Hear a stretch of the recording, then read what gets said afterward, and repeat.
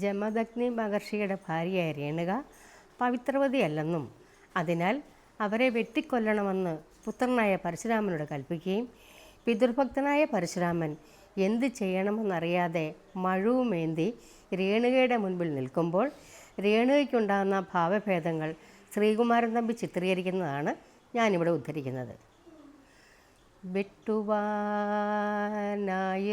ഓങ്ങി നിൽക്കുന്ന തൻ പുത്രൻ്റെ മുൻപിൽ കുനിഞ്ഞ ശിരസുമായി വീണു മരിച്ച യുഗങ്ങൾ തൻ വേദനയാകെയും ഉൾക്കൊണ്ട് രേണുക നിൽക്കവേ, ലജ്ജയാൽ സ്ത്രീത്വം പിടയവേ, നാഡികൾ ഉൾത്തുടിപ്പറ്റു വിറങ്ങലിച്ചിടവേ, ആരാണു പൊട്ടിക്കരഞ്ഞതീ ഭൂമിയിൽ, ഹാ ഈറ്റുനോവറിയുന്ന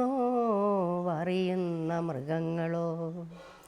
സത്യം പുലർത്താൻ യതീന്ദ്രനാം അച്ഛൻ്റെ സൽപ്പേരു കാക്കാൻ ചരിത്രം പുതുക്കുവാൻ ആരണ്യചിത്തം അരുതെന്നു ചൊന്നതുമോരാതെ രാമൻ പരശു ഉയർത്തവേ. കാനനം ഞെട്ടി വിറച്ചുപോയി, ദിക്കുകൾ നാണിച്ചു, തേങ്ങിക്കരഞ്ഞു പൂഞ്ചില്ലകൾ, താളങ്ങൾ തെറ്റി തളിർലതയങ്ങനെ പാടുവാൻ തെന്നലിൻ തമ്പുരു കമ്പികൾ.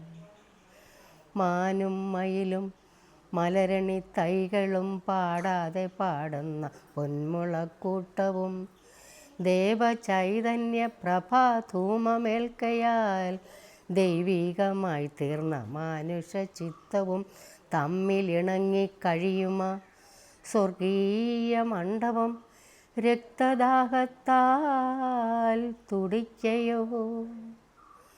താരും തളിരും തലോടി ഉറക്കുമ താപസതീരം ശ്മശാനമായി പോകയോ. മാപ്പു ചോദിക്കുന്നു ഞാൻ ഓമനെ, എൻ ഗർഭപാത്രത്തിനോടി മലീമസവേളയിൽ എന്നുള്ളിൽ ബീജമായി വീണു വളർന്ന നീ എൻ ശിക്ഷിതാവാകുമീ നിമിഷങ്ങളിൽ. എങ്കിലും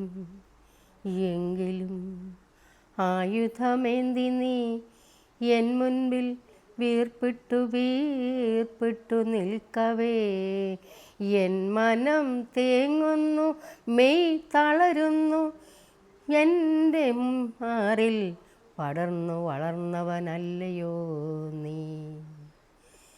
ദുഃഖമെൻ ജീവനാണെങ്കിലും മൃത്യുവിൻ ശബ്ദം ശ്രവിക്കാൻ ഭയമില്ല എങ്കിലും വെട്ടിമുറിക്കുന്നതിനു മുൻപമ്മയെ കെട്ടിപ്പിടിച്ചു വീടതാരി കോമനെ.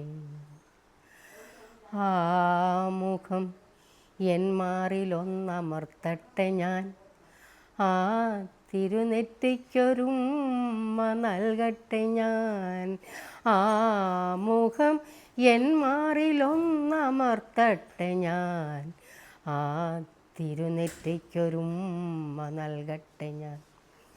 പൊട്ടിക്കരഞ്ഞുപോയി രാമൻ. ആലിംഗനബദ്ധരായി അമ്മയും പുത്രനും നിൽക്കവേ, പൂവുകൾ കണ്ണു തുടയ്ക്ക് ദലങ്ങളിൽ ആശ്വാസ കിരണങ്ങൾ ഉയരവേ, ഗർജിച്ചു താപസശ്രേഷ്ഠൻ, നടക്കട്ടെ കൃത്യം, നടുങ്ങി അടവികൾ പിന്നെയും.